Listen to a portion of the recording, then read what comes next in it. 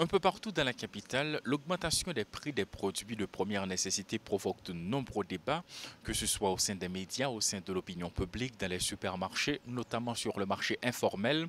Des petits commerçants, des consommateurs ont constaté qu'il y a une augmentation des prix des produits.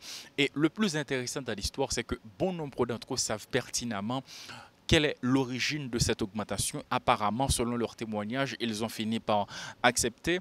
Il y a le président dominicain, Luis Abinadel, qui de son côté a accepté, après plusieurs jours de fermeture, de rouvrir les frontières, mais uniquement, il faut préciser, dans son discours pour les échanges commerciaux, alors que du côté de la République d'Haïti, jusqu'à présent, après plus de 48 heures, eh bien, les échanges commerciaux n'ont pas encore été repris parce que des citoyens de Rouanamet ils tiennent mordicus, ils ne veulent pas reprendre les échanges commerciaux avec la République dominicaine. Ils ont fait savoir que Haïti est un pays souverain, comme le Premier ministre Ariel Henry l'a souligné sur la tribune des Nations Unies, et il doit défendre ses intérêts. L'histoire fait savoir que le pays est essentiellement agricole, donc c'est une possibilité avec la construction de ce canal pour Haïti de reprendre, de relancer sa production agricole.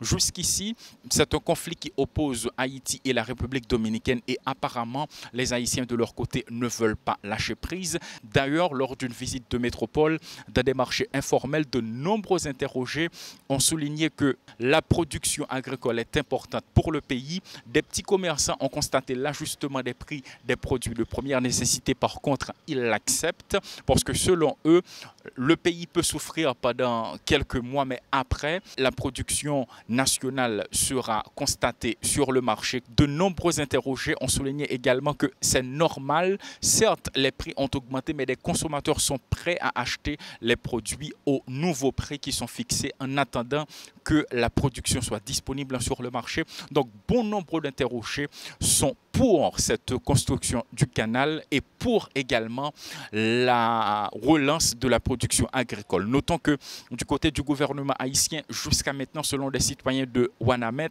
le Premier ministre a souligné que le pays est souverain. Par conséquent, de son côté, ils n'ont rien reçu.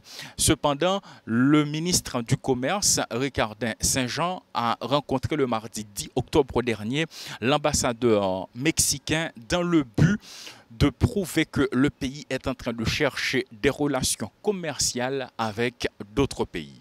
Paul Léel et Rodolphe Pierre-Louis pour Télémétropole.